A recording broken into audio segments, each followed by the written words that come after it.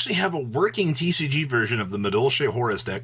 We have Rev It Up for more Mseti Upseti, and it looks like some other rogue abnormalities like Stun, and of course, is that Nekroz as well?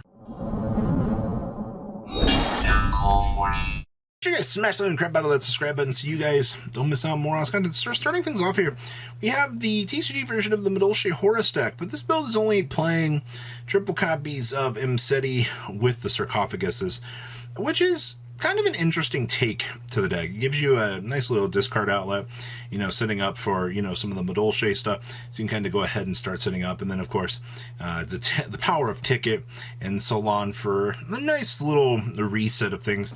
And then, of course, we play some Promenades in here as well. Also, this does give you a nice little discard slash, you know, draw package for the deck as well. Kind of filter through something, you know, kind of set up for, you know, the hoot don't pollute. It's an interesting take. The Japanese version of the deck plays the field spell and does some little other heavy extension plays that you might not necessarily consider to be all that good, but I've definitely found that it's pretty interesting to see the ideas that are kind of coming together out here for this. Next up is our Centurion pile, and once again, that Horus package has just moved on into this deck.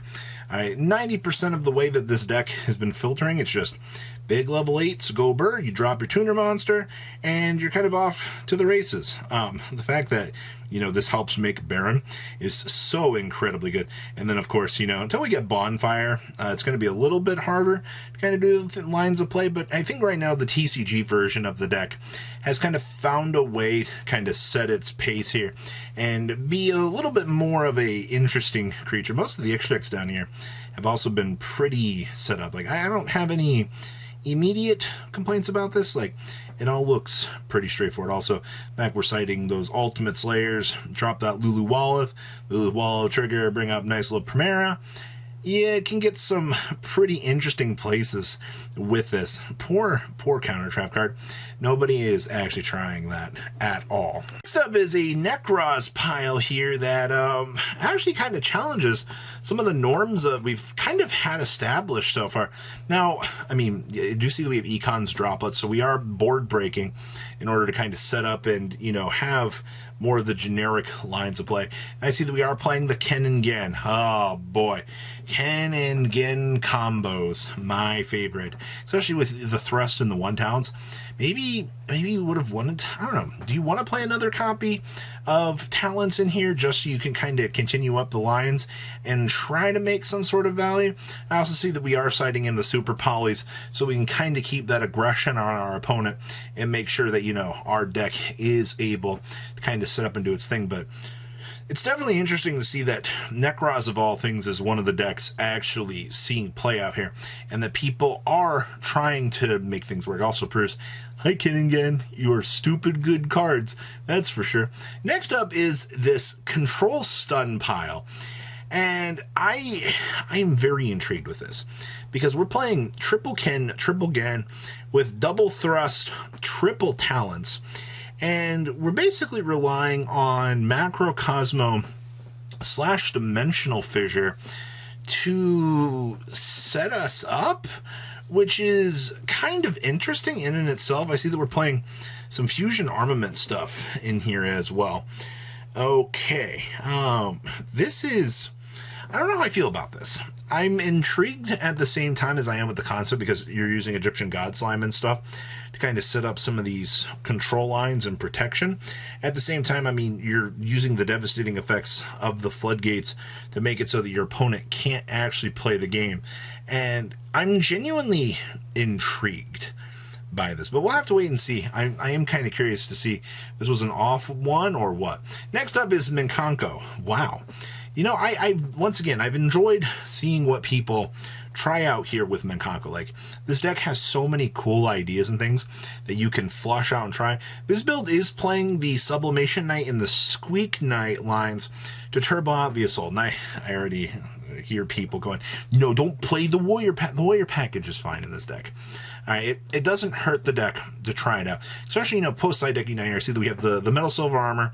We do have the Angel's Ring. And we can bring in the black pendant to ping the opponent for some burn. I have noticed the black pendant's been starting to see a little bit more play now as a little burn card, because it's the free value of the equips, right? Like, you just go ahead and ping your opponent for just the little bit of damage, and you're kind of off to the races. Honestly, there's not a lot else to say about this. I feel like this list feels a little bit more flushed out than some of the other stuff that we've been seeing so far. Next up is a Runic for Hire deck. Wow. Runic for Hire really disappeared into the chasm of time. Even though, like, the deck generates stupid advantage. Like, honestly, it doesn't really keep up with a lot of the meta right now. And that's kind of the big problem with it. Like, I don't know, there was a point where they would main deck the Evenlies, and they would use those Evenlies to tear through their opponents, and they would be in a extremely good position. But it's just, I don't know, the sprite package just kind of continues to feel more power crept out of time, and the generation advantage that you're getting with the sprites, or with the for hire stuff, doesn't tend to really get you there. But to say the least, at the end of this, I like, once again, what we're seeing here. It's a nice little homage back to the way that the deck used to feel. Very, very turbo-y. There's not really a lot of innovation that you tend to get with this deck. So I guess it's cool nonetheless. Next up, we have some interesting power of Mathmech. Everybody's forgot the Mathmech existed, right? Like, ever since Circular got jammed in the blender and went to Oneville, I don't know, the deck, it just always kind of feels like it needs more. Obviously, we're playing the Firewall package. I think the Firewall package has been the go-to for a while with this deck. Not saying that it's terrible, but man, oh man, like, it is the thing that is the only thing holding this deck really together for the, like, making sure that you can get to the extra value that you need. Of course, triple Parallel Exceed. Yeah, I don't see any problem with that. Full Firewall combo, so you can drop down the negate. The only problem is we go through all this trouble to set up the Firewall, but Rescue Ace can do it better and set more threatening cards. It's kind of the problem when I look at this deck, is just, there's another deck in the room that can kind of do what you're trying to do better, and I don't know, you feel like you kind of are a little bit short at the end of the day for this. But, I mean, this did win this OTS. Second place out of this OTS, so Circular did overcome Unchained, and let's call it what it is at this point in time. Unchained is stupid strong. Like, most of these builds have been 41 to 42 cards. This build is actually sporting off 44. It looks like they opted to put in some more of their little side deck choices. I do see that we do have some value in here for our dear friends at Phantasme. So they opted to main deck these cards. They also side the third Phantasme. We side in our Bias Deals as well. We have our Mistaken Arrest and our Xyz Encores down there as well. We're still doing the DDD stuff. You're probably going to stick to seeing the DD stuff. Well, I say this pretty much every video when we look at Unchained, but the DDD stuff turbos out the Zeus, gives the deck a chance to actually, kind of handle a lot more of the troublesome stuff that's kind of floating around the meta. So, but I think we're going to stick to seeing that. There's no absolute reason to try to deviate from that. Results do prove, once again, consistency. All right, it's always about the consistency. Next up is Rescue Ace. Holy crap, man. You want to talk about standard.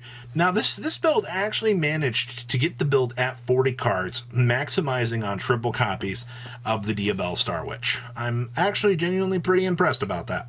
I see down here in the side deck, we are playing a singular copy of Instant Fusion. So this kind of comes into the fact that, hey, you want to make sure that you can see the Mud Dragon and set up your proper negate so your opponent can't target via the attribute change to. So it's to ensure that, guess what, your little combo line can go off.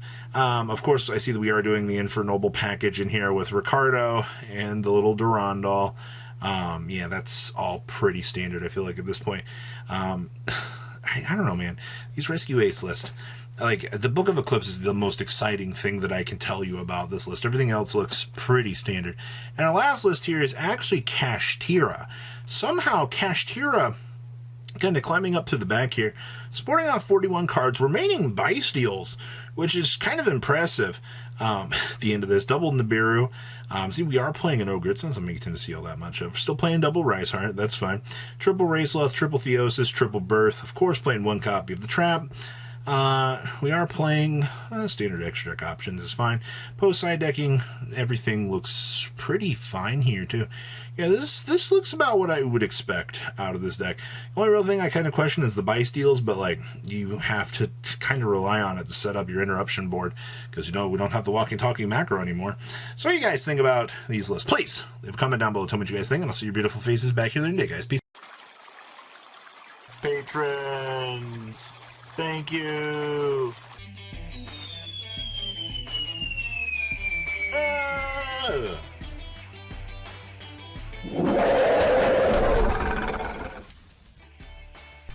Thank you so much for watching. Check out these other videos.